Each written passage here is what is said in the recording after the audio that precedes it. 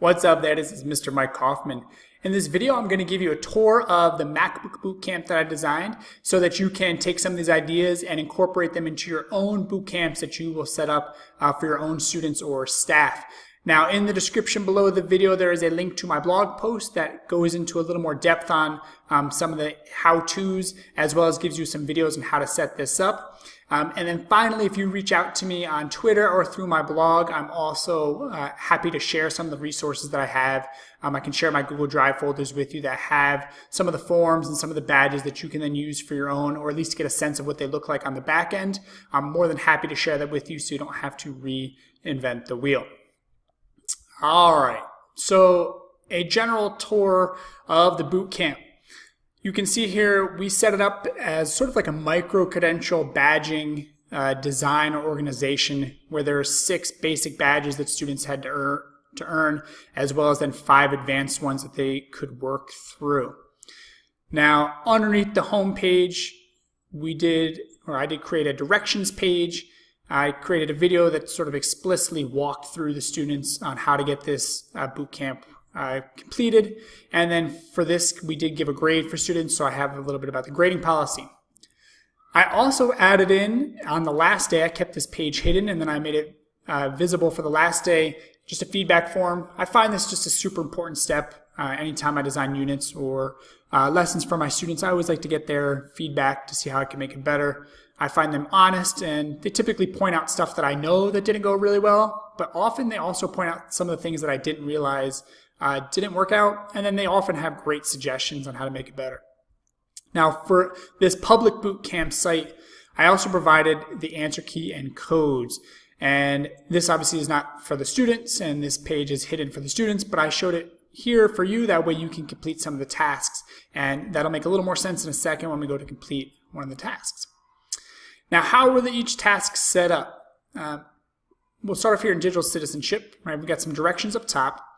And in this case, right, there's 2 main steps that the students had to do. One, they had to complete here a Google form reviewing some of the digital citizenship things that we found important and we wanted to share with our students. The first one being this awesome PSA video that shows the difference of how we sometimes treat people digitally versus in public. And this one completely, opinionated answers, so there's no right or wrong in this case. It's also be a great opportunity to stop and have a class discussion during this step. And then from here, we just had some basic right or wrong questions about how to take care of their MacBook. And what I liked about this form is we set it up so the students had to get the correct answer in order to move on. So for example, answer A, of course, that's not how we hold it. If a student were to choose it, notice it goes right back to the question. Right? It's not until they choose the correct answer, in this case D, that they're allowed to move on.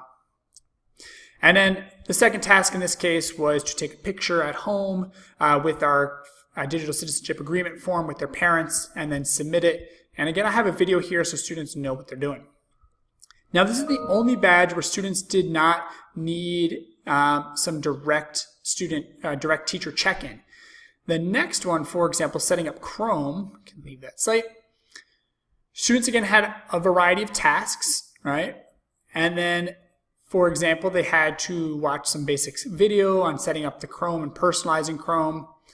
And then they had to add a bunch of bookmarks and some extensions, right? So I made a couple of videos here showing them explicitly how to do so, as well as personalizing one of the extensions. Now, for the teachers, right, they had this answer key, right? This is what they were looking for. The students added these bookmarks as well as these extensions, and then it gave them the code. So once the student was done, right, they would add in their information, right, and then they would need to show their teacher, and then if the teacher gave them the code, they would be able to submit it. But if the student tried to just type in whatever code, notice they can't submit it until they get the correct code, 4589, and then they would be able to submit it. And then here is the answer key for all the various tasks, including what is correct. So that was for the basic badges. The advanced badges set up slightly different, although not entirely. In this case, they had just a series of tasks that they had to complete. Right? They got a work page right here.